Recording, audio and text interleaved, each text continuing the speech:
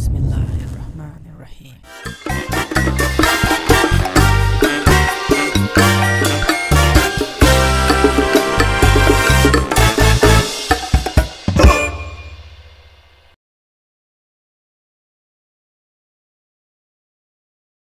Assalamualaikum and greetings. Welcome to DIY Woodworking TV and my little workshop. I am really not very good with hand router or palm router, that's what they call it. I tried it, I did my job, but it wasn't a beautiful job.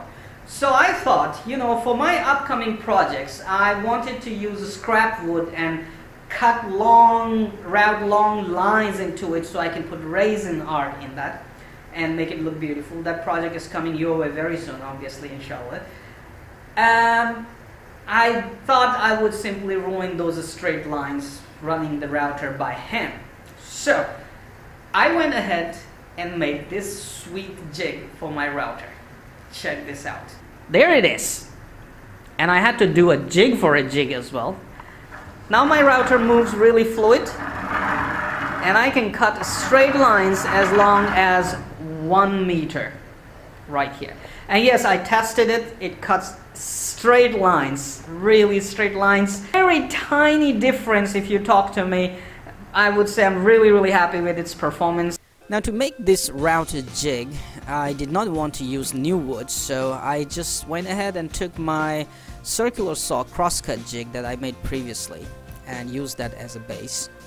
Then I took a small piece of plywood lying somewhere in my workshop and cut a square in using my router and using my hands, yes, and made a space for a router, original router, a stock plate and a holder to fit in properly.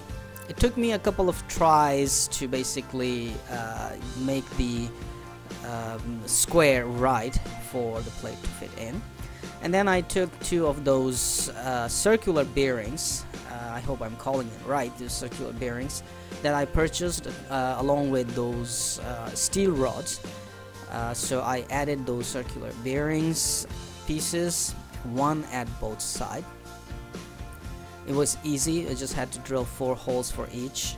And after that, this was a critical part. I had to add this piece of wood, both sides, as a fence, exactly 90 degree. These have to be exactly 90 degree because they were a critical piece.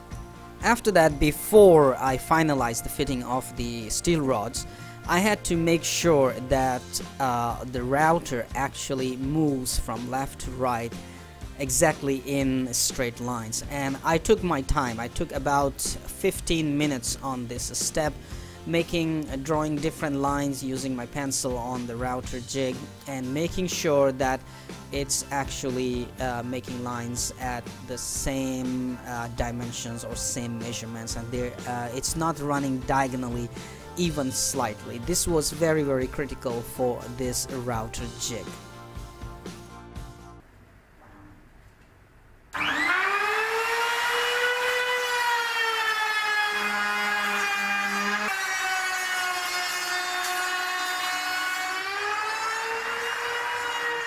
.6 centimeters, say.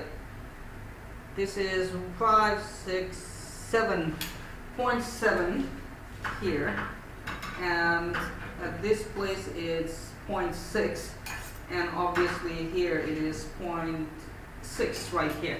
So 0.1 centimeter difference from here to here. That means this wood is not clamped right. And obviously whenever I'm clamping the wood, I have to make sure the wood is always clamped right.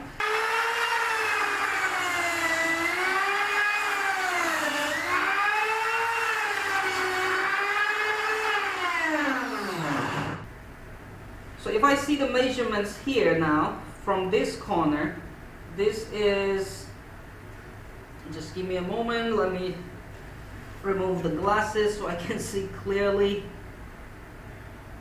Okay, I just want to be able to flush it there, right, and this is 3.4 centimeter, and the cut ends here, surprisingly 3.4 centimeter.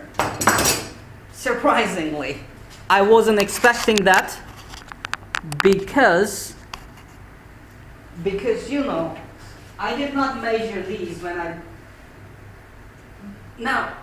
because I installed these pieces of wood exactly 90 degree to the, you know, the base, the plywood.